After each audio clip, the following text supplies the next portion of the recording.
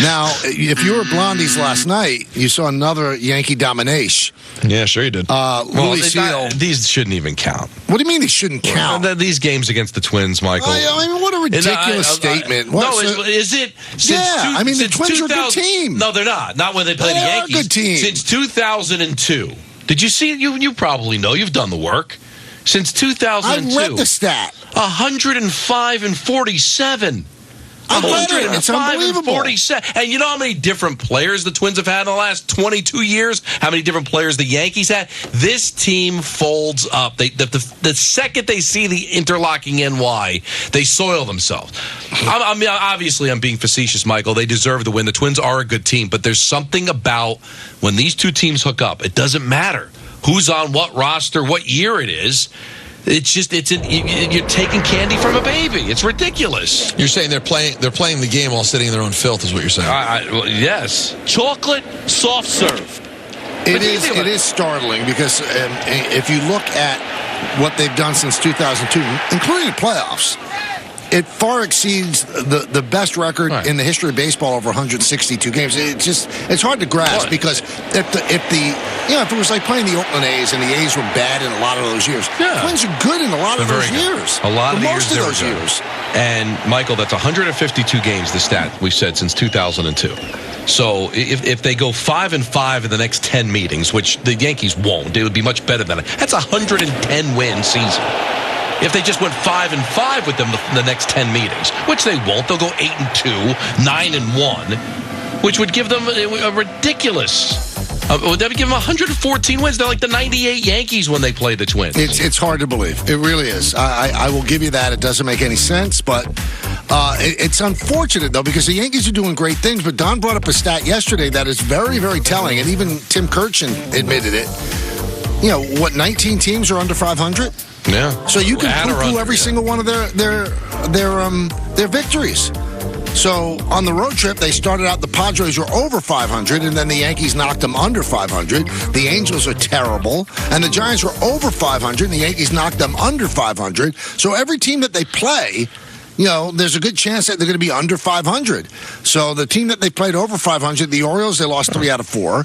Over 500, the Mariners, they split 4. But I don't think you could it's not like Georgetown scheduling St. Leo during the John Thompson years. This is the schedule that's put in front of them, and they have to win, and they do dominate. And you know what? The Yankees have, I think, the best record in baseball against teams over 500 as well. No, I'm not trying to. They're the best team in baseball to me. I'm just saying that the overall record for the Phillies, for the Yankees, and maybe eventually the Dodgers is going to be a little exaggerated by the fact that baseball's bad right now. But they shouldn't have to apologize for that. No.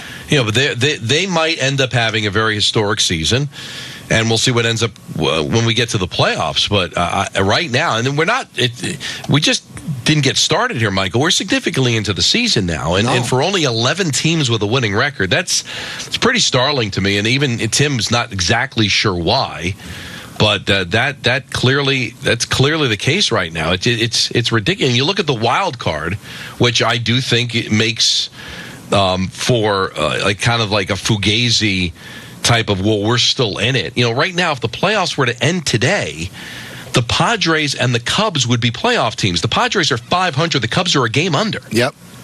And so for the Mets, who've had an embarrassing season, that are 9 games under 500, they're 4 games out of a playoff spot. So you can actually tank and still sell your fan base that you're playing meaningful games. Think about that.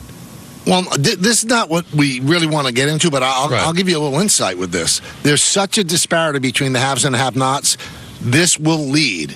I hope it doesn't, but it will lead to a work stoppage because baseball is going to look at it and go, how in the heck could every single sport agree to have a salary cap and we don't? There's no incentive for the teams at the bottom to spend, so what they do is they just spend as little as possible and then they take in revenue. This is going to be World War III or World War IV in case there's World War III before it. And I think that it's going to be a moment where let's see what side is going to die on what hill. Because I think that baseball looks at it and goes, you know what? We've got to fix this. We can't have teams with $300 million payrolls and the Oakland A's with a $50 million payroll. We can't do it. It's not fair. It's not equitable. But it's just incredible that the St. Louis Cardinals, who are 3 games under 500, have a minus 47 run differential. And they're a game out of a wild card spot. I think that's what the Mets were selling. I think we could be a playoff team. But what is that really saying? I think we can be a playoff team. It sounds like everybody's a playoff team. The Marlins are the worst team in baseball. They're 21-40. They're only 9 out. So you could always kind of just massage it, Michael, and say, well, we're still in it. We're still alive. We're still in a race. I mean, eventually they're going to completely fade, but also, it is crazy. How about this, the stupidity of some teams, why teams are where they are? So you just mentioned the Marlins. They're awful. They're one of the worst teams in baseball. They just released Avisail Garcia and ate $24 million. Now, if the Mets eat $24 million, what's the big deal? They'll make it up. The Yankees, whatever the big teams. That's $24 million that the Marlins gave to a free agent. Now they're going to cut him with a year and a half left on his contract, and that's money they won't spend. Right. That's why it's crippling. That's why the cap, for all the players who say that it's unconstitutional, it's going to kill salaries. Well, you'll still have a floor. So teams like the Marlins, teams like the White Sox, who are miserable, they would still have to put together a competitive roster if they're going to have to try to get to the floor. So that means there might be contracts for some lesser teams to throw out to guys because they need to get to the floor. And I do think that if you work out the cap, you see it with the quarterbacks in the NFL, and you see it with the big players in the NBA, you're still going to get yours. You could still put together something like a bird rule, where with the players that you draft, maybe you can give a little bit more money to. There's ways to work around it a little bit, but to be the only sport, Michael, not to have a cap. It's unbelievable. Now, you could say that the other sports unions aren't strong, and I would agree with you, but are you cutting off your nose to spite your face? And it's not capitalism.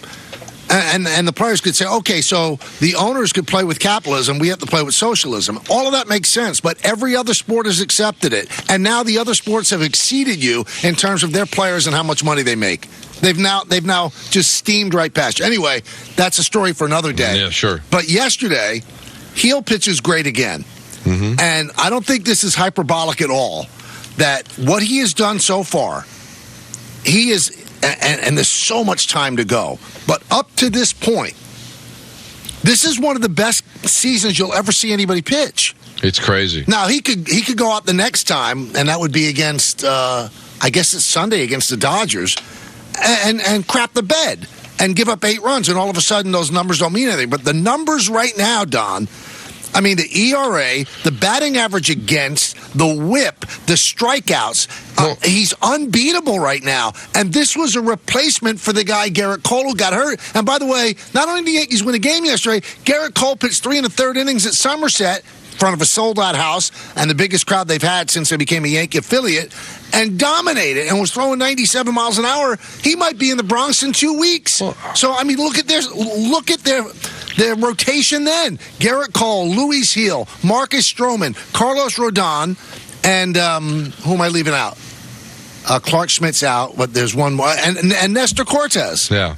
I mean, it's unbelievable. Well, so if you think what could go wrong with the Yankees, I mean, we'll get into that. But right now, Heel's giving you a season for the ages. When does he start to get the Harvey treatment, the Tanaka treatment? I don't know. It's a good question. I don't know if you're going to sell more tickets when he pitches. Because this is just incredible. Now, I know that the Yankees kind of got lost a bit with the Knicks and the Ranger runs. So people might just be waking up to this. But, I mean, come on. 8-1 with a 1.82 earned run average, 50 strikeouts to 15 walks. And it's a great story. I mean, it's one thing if Cole does it. He's making $36 million a year. He's supposed to ball out. But for a guy that coming into his own like this, and there's something about pitching in New York. Like I said, we saw it with Tanaka. We saw it with Harvey. We saw it with Doc Gooden back in the day. We saw it with Ron Guidry, right? There's something when a pitcher is in a groove that a fan base just flocks to their games and talks about them. It is time now where the focus is going to be completely on the Yankees, probably until camps open with football and maybe beyond, that this is going to be must-see TV now.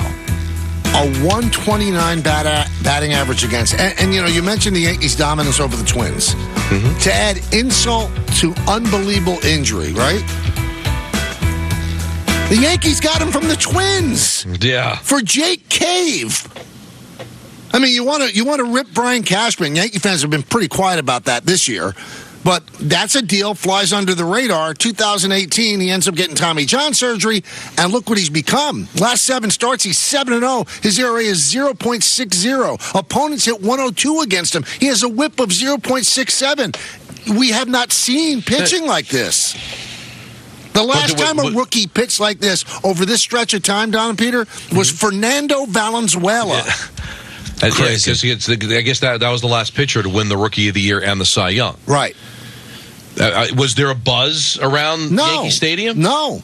I mean, they had 37,000. It wasn't a huge crowd. Well, there's a buzz around the team, obviously, the way they're playing. I mean, I'm just saying that when Matt Harvey hit the scene, it was Harvey Day. Even Tanaka, Tanaka's pitching. It is time, Michael, that he gets that kind of treatment. He really is. First pitcher in Yankee history with 6 or more innings pitched and 0 or 1 earned runs in 7 straight starts. First pitcher in Yankee history. And it's not like they don't have pitchers, Michael. Oh, yeah. History goes back a ways. I mean, they've had a few. All of them. This is the first time ever. Kind of amazing. It's all falling into place. It's not kind of amazing. It's amazing. But is it just because the team is so good anyway? He is a little bit of a savior. The spotlight is on Judge and Soto, so I mean, probably the pitching gets swallowed up. I get it, but you know what? The biggest concern you had going into the season was how you're going to stay afloat with Cole out. It hasn't mattered. They could not have been. Cole couldn't be this. No, they couldn't. He couldn't be better. And he's a Cy Young winner, and I guess he could be this. He couldn't be better.